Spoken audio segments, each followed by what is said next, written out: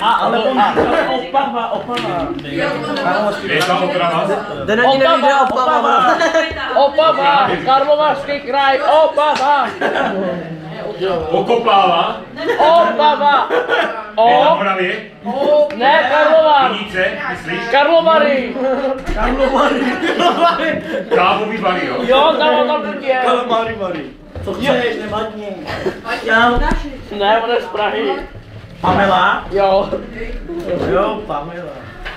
On pracuje. A co Cameron Diaz? Je to profesionální herečka. A někdy si má chuť, tak podá i Hraje i komedie. Když máš... Ale někdy to je horor. No takže by si taky moc A někdy A někdy je to takový mokrý. jako po dešti.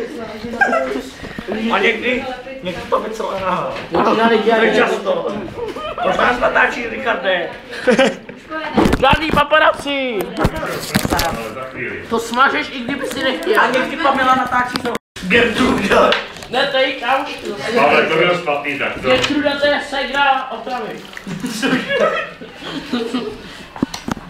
A Gertruda přijede za týden.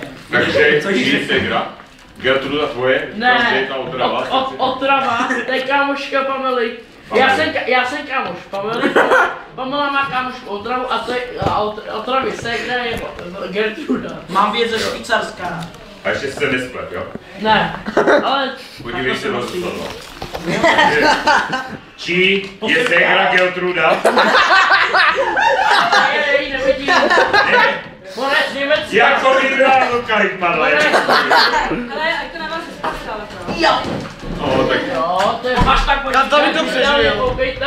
Neuškodili mi to! ještě to do toho koukni a přizabiješ se. Protože o tom Agory míň neubude.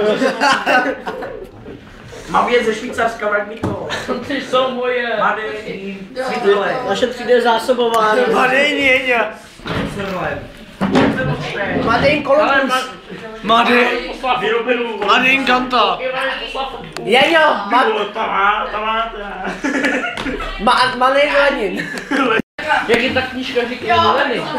Tak teďka je pokračování. Jo, Jsme my jsme vydali novou. říkali mi Lenin. To je zase z Ruska. Tam zase vzali malinký Čechátko. A odvezl ho. Jako kolia.